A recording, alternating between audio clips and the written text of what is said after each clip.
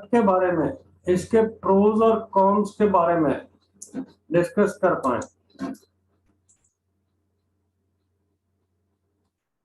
तो दोस्तों, इसमें पहला vertical education and immigration consultancy, ये हम ओवरसीज एजुकेशन की बात कर रहे हैं।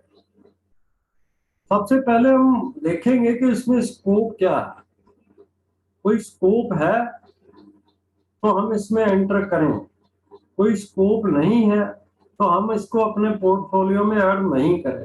तो दोस्तों, जो डाटा कहता है कि इंडियन स्टूडेंट्स जो स्कूल्स और कॉलेजेस से निकल रहे हैं, उनमें से 30% स्टूडेंट एजुकेशन अब्रॉड या स्टडी अब्रॉड को प्रेफर करते हैं, और ये trend day by day grow कर रहा है। और इसके अलावा बहुत से स्किल्ड लोग वो भी फॉरेन कंट्रीज में माइग्रेट करना चाहते हैं और वहां पे सेटल होना चाहते हैं। तो सो इस डाटा से लगता है कि इसमें हमारे या कंसल्टेंट के ग्रो करने का और अच्छी इनकम अर्न करने का बहुत ज्यादा स्कोप है। तो कंसल्टिंग के लिए या इस प्रोफेशन में एंटर होने के लिए क्या रिक्वायरमेंट है, इसमें सबसे पहले हमें इस प्रोफेशन का प्रोसेस फ्लो का नॉलेज होना चाहिए। तो हम इसको सबसे पहले डिस्कस करेंगे कि प्रोसेस फ्लो क्या है या क्या आपको इसके बारे में पता होना चाहिए। तो सबसे पहले हम प्रेफर्ड कंट्रीज की बात करेंगे। जो इंडियन कम्युनिटी है वो किस किस कंट्री में जाना चाहती है। इसमें फर्स्ट लाइन ऑफ प्रेफरेंस जो है वो यूएसए, यूके, कनाडा, ऑस्ट्रेलिया और न्यूजीलैंड है। और सेकंड लाइन ऑफ प्रेफरेंस में जर्मन और यूरोपियन कंट्रीज और सिंगापुर है। तो ये कुछ प्रेफर्ड कंट्रीज हैं इंडियन कम्युनिटी के। इन्हीं जगह पे ज्यादातर लोग जाना चाहते हैं। इसके अलावा और भी बहुत से कंट्रीज हैं जहाँ लोग माइग्रेट कर रहे हैं या एजुकेशन के लिए जा रहे हैं, लेकिन ये कुछ हॉट डेस्टिनेशंस मैंने आपके सामने रखी। उसके बाद जो है कंसल्टेंट को ये मालूम होना चाहिए कि इसमें प्रोडक्ट्स क्या क्या हैं, किस तरह के प्रोडक्ट्स हैं या किस तरह की सर्विसेज हैं जिनको हमें हैंडल करना है। तो इनमें कुछ लिमिटेड प्रोडक्ट्स के बारे में मैंने यहाँ लिखा है। इसमें जो हॉट प्रोडक्ट है वो है स्टडी वीजा, और उसके बाद visitor visa, permanent residency, business immigration, work permit और रिफ्यूजल केसेस। तो ये कुछ प्रोडक्ट्स और सर्विसेज हैं जिसके बारे में कंसल्टेंट को थोड़ी नॉलेज होनी चाहिए, तभी वो कंसल्टेंसी के फील्ड में आगे बढ़ सकता है। उसके बाद आते हैं कोर्सेज, पॉपुलर कोर्सेज। दोस्तों, इंडिया में बहुत लिमिटेड एजुकेशन स्ट्रीम्स हैं, लेकिन आप किसी फॉरेन कंट्री में जाओगे तो वहाँ हंड्रेड्स ऑफ एजुकेशन स्ट्रीम्स आपको मिलेंगे। तो उनके बारे में आपको थोड़ा आइडिया होना चाहिए। जो पॉपुलर स्ट्रीम्स हैं, जो इंडियन कम्युनिटी की या इंडियन स्टूडेंट्स की फेवरेट स्ट्रीम्स हैं, वो हैं computers, management, commerce, accounting, biotech, automatics. तो ये कुछ प्रेफर्ड स्ट्रीम्स हैं इंडियन स्टूडेंट्स की। और इसके बाद एक नई स्ट्रीम, लेटेस्ट ट्रेंड जो है वो है मेडिकल एजुकेशन, यानी मेडिसिन रिलेटेड स्ट्रीम्स।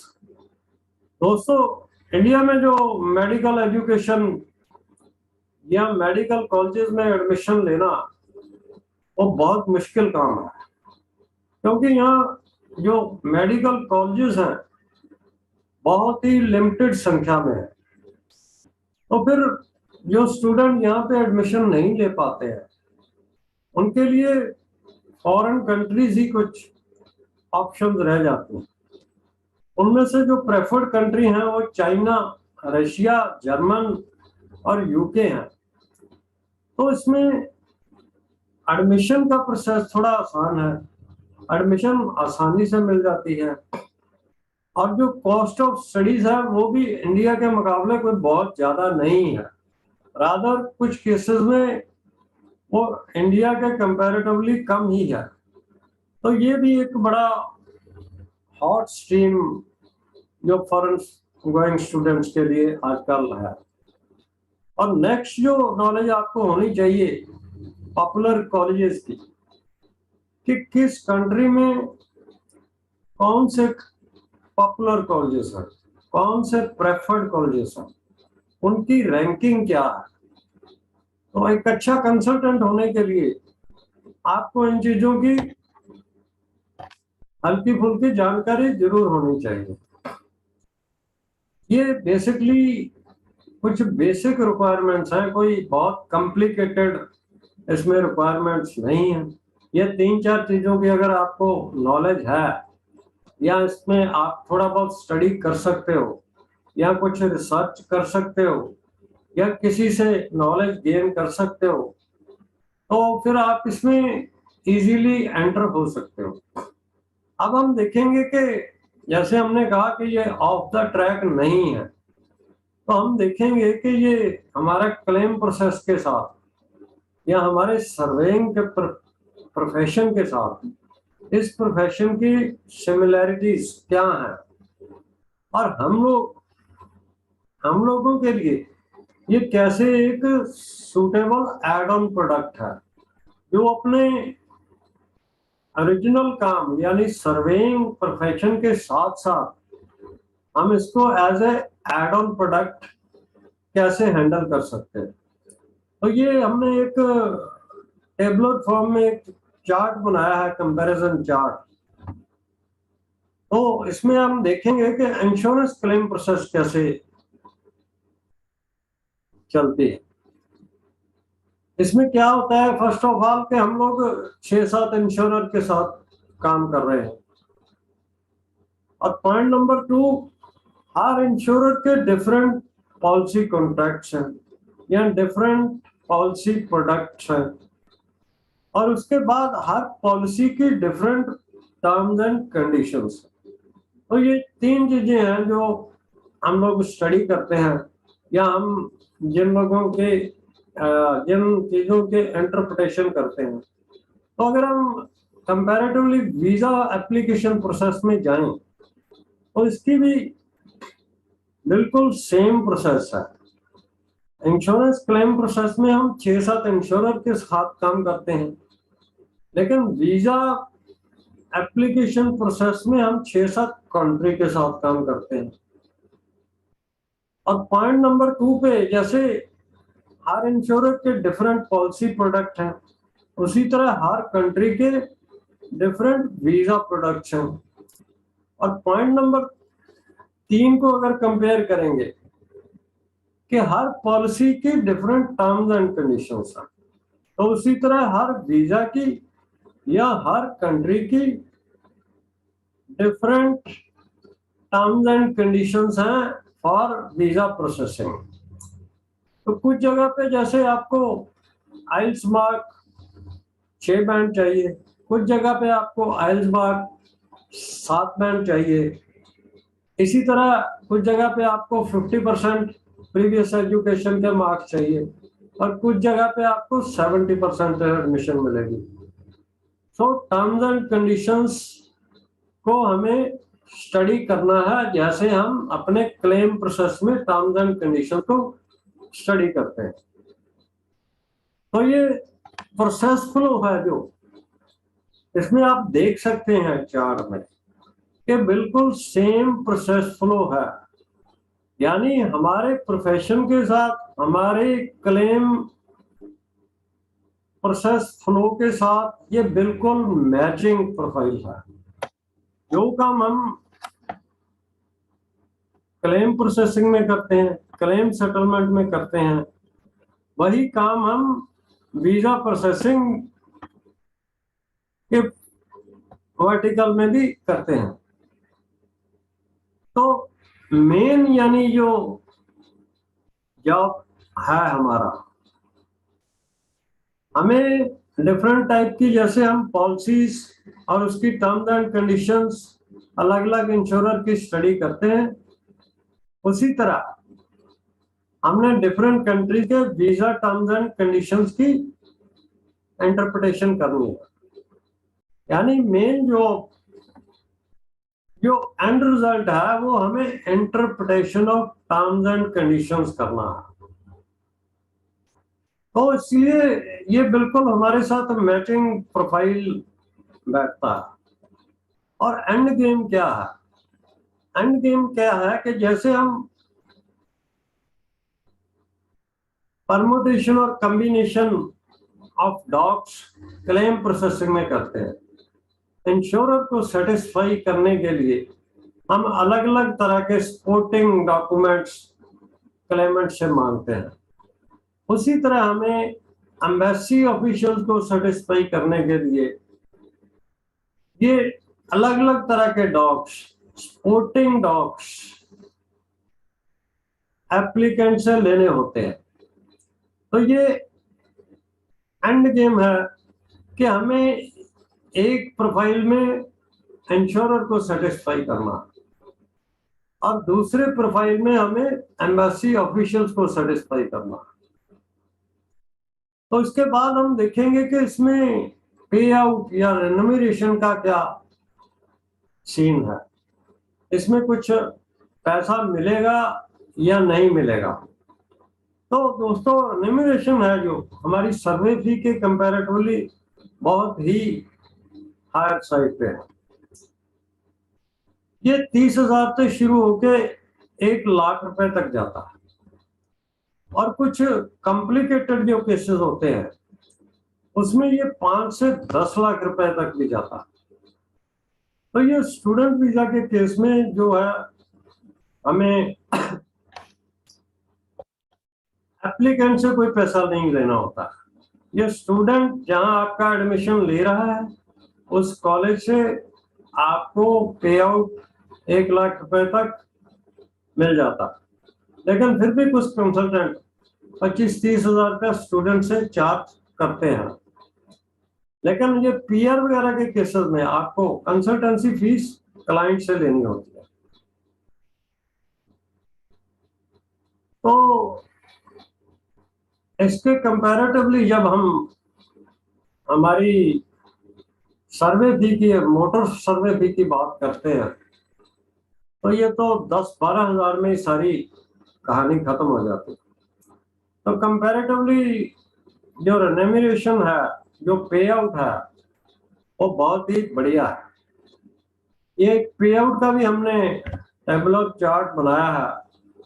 इसमें हम देखेंगे कि सर्वे फी जो हमारी स्टार्ट होती है 850 रुपए से, और वीजा प्रोसेसिंग में जो आपकी पे आउट स्टार्ट होता है 30,000। और 2 नंबर पे हम देखेंगे कि मैक्सिमम मोटर फी वो 12,000 रुपए है, और एवरेज जो क्लेम सर्वे फीस है मोटर केसेस में वो 2,000 रुपए तक आती है। और स्टूडेंट वीजा में आपकी जो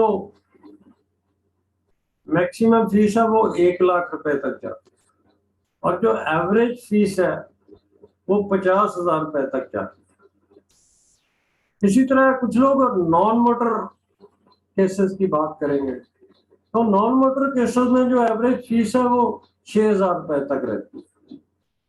लेकिन अगर हम पीआर या रिफ्यूजल के केस डील कर रहे हैं तो उसमें हमारी एवरेज फीस 2,00,000 रुपए तक हो सकती है। तो अगर हम इसका कंपैरिजन करें कि 850 रुपए के अगेंस्ट 30,000 रुपया, और 12,000 के अगेंस्ट 1,00,000 रुपया, 2,000 के अगेंस्ट 50,000 रुपया, 6,000 के अगेंस्ट 2 लाख रुपया, तो difference is huge, astonishing difference है। और जो काम है वो ऑलमोस्ट एक जैसा है, प्रोसेस फ्लो वही है, एफर्ट लेवल वही है, लेकिन ये पे आउट का लेवल जो है उसमें बहुत ज्यादा डिफरेंस है। और हम लोगों की अगर ये कुछ फीस वीस बढ़ भी जाए, जैसे कि बात चलती रहती है कि फीस बढ़ाएंगे, तो वो 850 से 1250 तक हो सकती है, लेकिन वो 30,000 रुपए को टच तो कभी नहीं कर सकती है। तो इसके आगे चलते हैं, यूएसपी की बात करते हैं कि हमारी यूएसपी क्या है, क्यों लोग हमारे पास आएंगे। हमने तो कभी ये काम किया नहीं है, हमें इस काम की कोई नॉलेज भी नहीं है, तो फिर लोग हमारे पास क्यों आएंगे। बहुत से लोग, हजारों की संख्या में लोग ऑलरेडी इसमें काम कर रहे हैं। तो ये मैं सोचता हूँ दोस्तों कि हमने इस प्रोफेशन में क्या खोया क्या पाया। हमने इस प्रोफेशन में खोया बहुत कुछ और पाया तो कुछ कम ही लोगों ने, लेकिन हर बात के दो पहलू होते हैं दोस्तों। हमने अगर कुछ खोया है तो कुछ पाया भी है। हाँ, ये हम कह सकते हैं कि जो हमने पाया है उसका कोई बेनिफिट हमें इस प्रोफेशन में नहीं हो रहा है, लेकिन हमने पाया जरूर है। वो हम आगे चल के बात करेंगे कि हमने क्या पाया है। हमने कुछ सीखा है, हमें कुछ एक्सपोजर मिला है, तो कुछ चीजें हैं, कुछ क्वालिटीज हैं, वो हमारे अंदर आ गई है इस प्रोफेशन में काम करते करते। तो सबसे पहले बात करते हैं कि हमारी यूएसपी क्या है एज कंपेयर टू अदर्स, जो लोग इसमें काम कर रहे हैं। तो दोस्तों मैं आपको बताना चाहूंगा कि जो ज्यादातर कंसल्टेंट हैं इसमें 90% कंसल्टेंट, हम ये कह सकते हैं कि वो बड़े लोली एजुकेटेड हैं। कुछ लोगों ने बीए 3rd क्लास कर रखी है, और कुछ लोग तो +2 लेवल के हैं, बीए भी कंप्लीट नहीं की, और वो +2 लेवल के लोग पोस्ट ग्रेजुएट को एजुकेशन कंसल्टेंसी दे रहे हैं।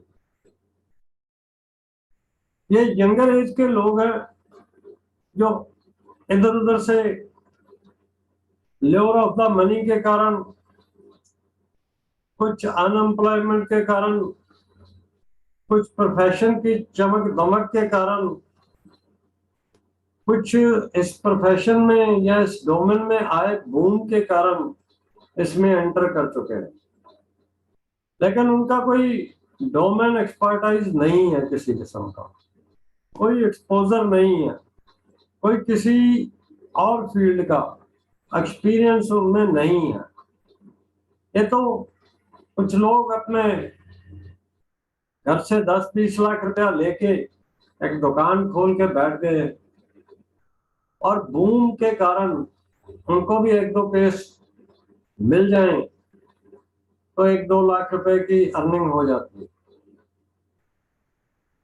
तो इनके मुकाबले, इनके कंपैरेटिवली हम लोग मिड एज प्रोफेशनल हैं।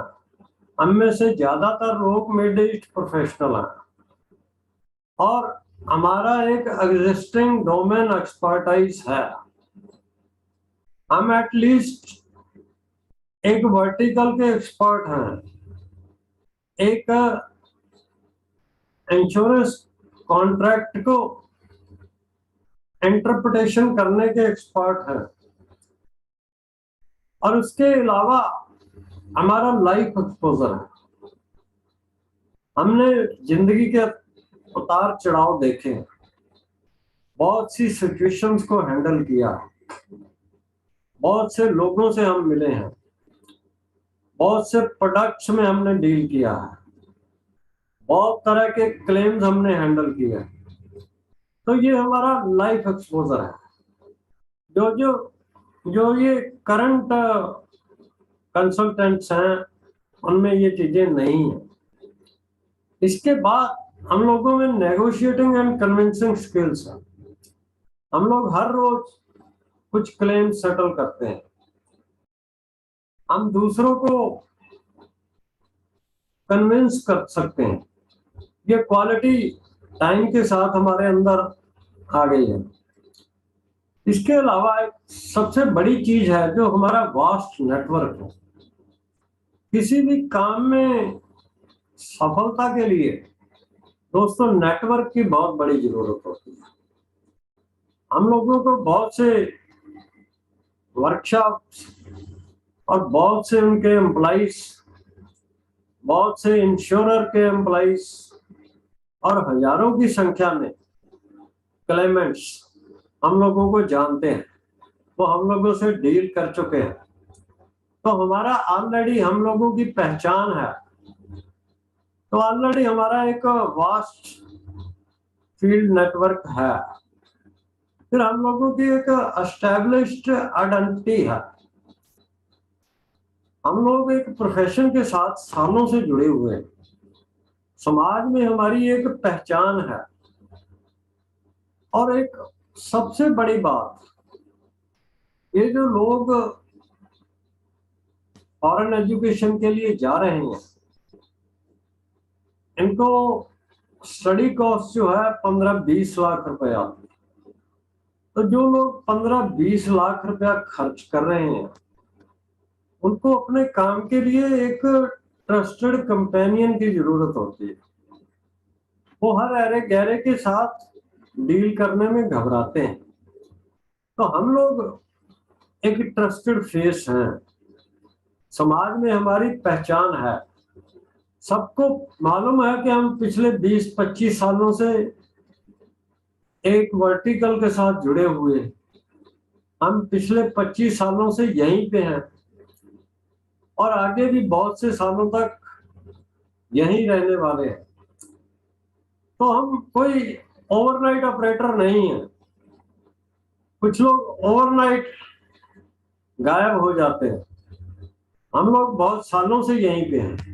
तो ये एक ट्रस्ट लेवल जो है हमारा दूसरे लोगों से ज्यादा रहता है।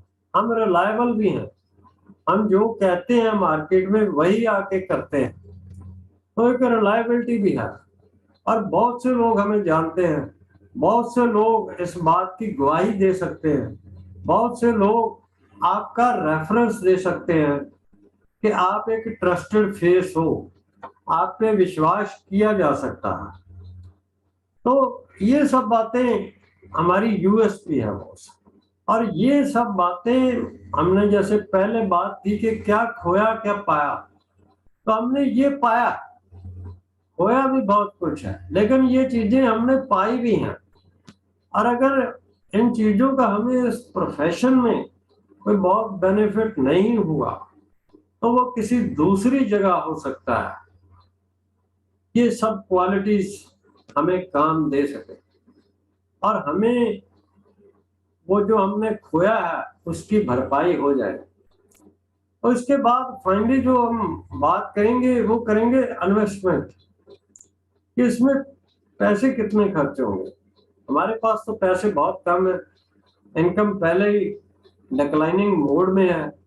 तो दोस्तों ये जो आ रहे हैं नए नए कंसल्टेंट, ये 15-20 लाख रुपए में अपना एक चमक दमक वाला ऑफिस सेटअप करते हैं और वहां से मार्केट में बूम होने के कारण उनको कुछ क्लाइंटेज मिल जाती।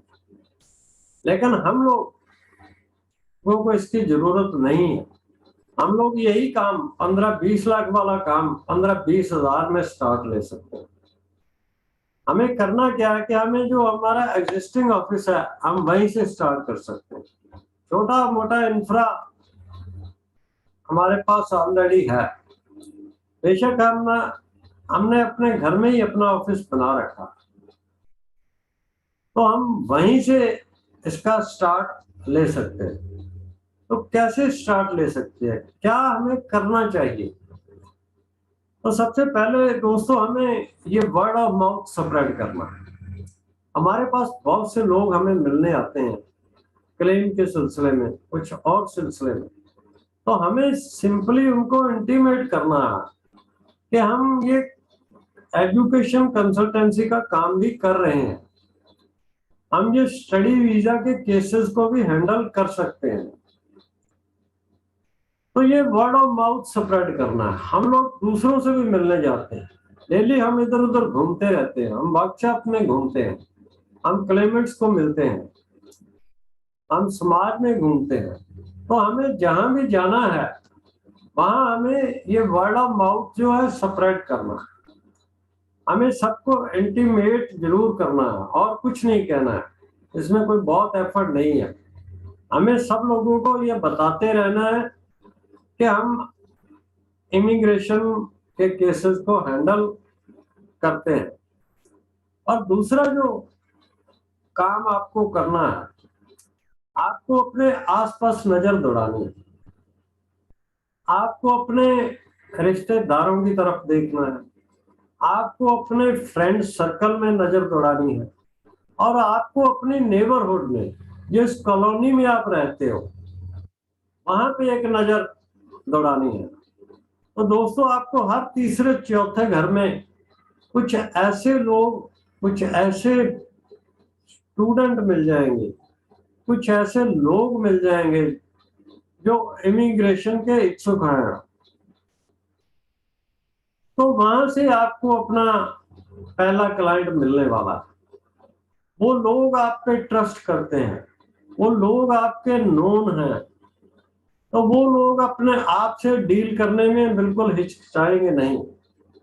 तो आपको जो स्टार्ट वहीं से लेना है। और दो तीन केस, सिर्फ दो तीन केस अगर आप अपने थोड़े से फोकस से, थोड़ी सी एफर्ट से हैंडल एक बार कर सकोगे, तो फिर आप 1-2 लाख इन्वेस्ट करने की हिम्मत रखोगे और एक छोटा सा ऑफिस सेटअप अपना बना सकते हो। तो दोस्तों जो काम 15-20 लाख में दूसरे कर रहे हैं, वो हम लोग 15-20 हज़ार में कर सकते हैं। तो ये एक वर्टिकल है जो हमारे प्रोफेशन के साथ मैचिंग वर्टिकल है। इसको हम एड ऑन प्रोडक्ट समझ के इसको अपने पोर्टफोलियो में ऐड कर सकते हैं। और हो सकता है कि कुछ समय बाद इसमें आपका एक्सपोजर इतना हो जाए, आपका कॉन्फिडेंस इतना बढ़ जाए कि ये आपका मेन प्रोफेशन हो जाए और सर्वेइंग आपका एड ऑन प्रोडक्ट रह जाए। तो ऐसी मेरी शुभकामनाएं हैं आप लोगों के साथ। मैं चाहूंगा कि कुछ लोग जो थोड़ा बहुत ऑफ द ट्रैक जाना चाहते हैं या जाने की इच्छा रखते हैं, उन लोगों को इस प्रोडक्ट में एंट्री जरूर डालनी चाहिए और अपने हाथ जरूर आजमाने चाहिए। तो मुझे लगता है कि जो नेक्स्ट वर्टिकल है हमारा डीएसए लोन्स, वो भी इसी तरह का प्रोडक्ट है, लेकिन कुछ टाइम का मुझे लगता है कि सवेर भाई जो है वो ज्यादा टाइम ओवर बिजी रहते हैं, ओवर बर्डन रहते हैं, ज्यादा टाइम दे नहीं सकते हैं। इसलिए मेरा ख्याल है कि आज के लिए हम इतना ही काफी है। और डीएसएल और कुछ और प्रोडक्ट्स, कुछ और सर्विसेज जो सर्विस सेक्टर से रिलेटेड प्रोडक्ट्स हैं, वो हम अपनी किसी नेक्स्ट मीटिंग में डिस्कस करेंगे। आज यहीं पे हम इसको खत्म करते हैं। और इसके बारे में कुछ क्वेरीज, कुछ गाइडलाइंस, कुछ हेल्प अगर आपको चाहिए, आपके मन में कोई शंका है, उसका निवारण आप करना चाहते हो, तो आपके पास मेरा ईमेल आईडी है, मेरा फोन नंबर है, आप कॉल कर सकते हो और अपनी क्वेरी कोई ईमेल पे भी डाल सकते हो। तो मैं कोशिश करूंगा कि आपके हर शंका का निवारण हम लोग कर सके। जो मुझे नॉलेज नहीं है उसमें हम किसी और एक्सपर्ट की गाइडेंस ले सकते हैं। तो आप बेझिझक होके अपने सवाल और अपनी शंकाएं ईमेल के थ्रू या फोन के थ्रू मेरे से डिस्कस कर सकते हैं। तो आज के लिए यहीं पे मेरे लगता है कि हमें खत्म करना। Thank you everyone.